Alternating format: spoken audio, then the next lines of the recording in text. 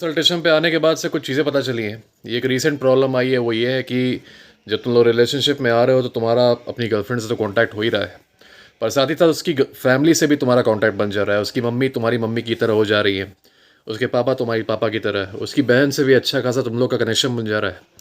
अच्छी बात है, लोगों से नेटवर्किंग करनी चाहिए, पारिवारिक संबंध बनाने चाहिए, और अगर उसकी फैमिली तुम्हें पसंद करे तो ये तो काफ़ी अच्छी बात है। पर प्रॉब्लम तब आती है जब तुम लोग के बीच में कुछ दिक्कतें आती हैं या फिर तुम लोग का ब्रेकअप हो जाता है और तुमको इम्प्लीमेंट करना पड़ता है no contact rule. No contact rule implement करने के बाद से यही जो तुम्हारे पारिवारिक रिश्ते हो गए उसके साथ ना, ये चीज़ तुम्हें दिक्कत करते हैं और तुम्हारे प्लान को पूरा गड़बड़ कर देते हैं। तुम्हारा नो कांटेक्ट रूल चाहे तुम कितने भी दिन चलाओ, 10 दिन चलाओ, 20 दिन चलाओ, 1 महीना चलाओ, 1.5 महीना चलाओ, वो किसी काम का रहता नहीं। क्यों? क्योंकि तुम लोग उसके परिवार से ऑलरेडी कांटेक्ट में रहते हो। देखो, नो कांटेक्ट रूल का पॉइंट क्या है कि तुम लोग के बीच में डायरेक्ट कम्युनिकेशन चैनल ना रहे। She has no idea what you are doing, she has no idea how you are feeling, और she has this air of mystery about you. This is why she starts to miss you, because she is wondering कि मतलब वो कहाँ है, क्या कर रहा है, ठीक है कि नहीं, क्या सोच रहा है, has he got someone else. ठीक है, ये सारी चीज़ें उसके दिमाग में आ जाती है। That's why she gets curious, and that's why because she gets curious she gets emotionally invested in you. Her emotional investment raises her feelings again, and then she contacts you when the feelings are too much.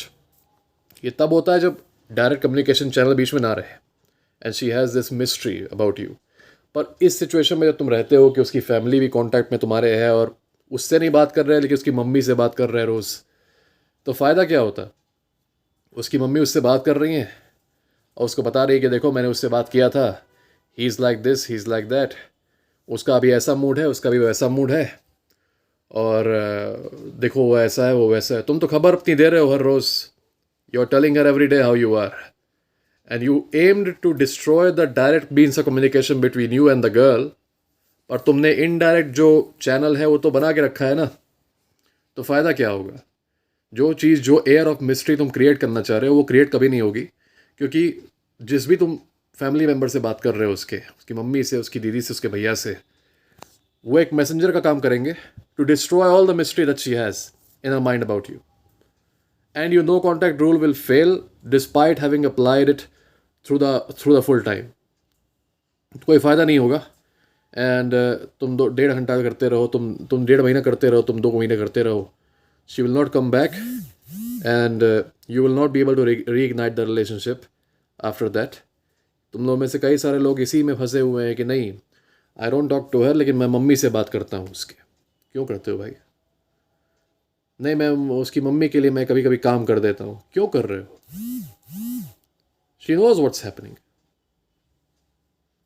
Through her mother, she knows what's up with you. So because you are like that, your no contact rule will fail and you won't be able to get her back. When you cut her off, you cut off her family too. Doesn't matter how difficult it is, kitna bhi mushkil ho, I don't care. If you want her back, you have to cut her off. Along with that, you have to cut off her family as well.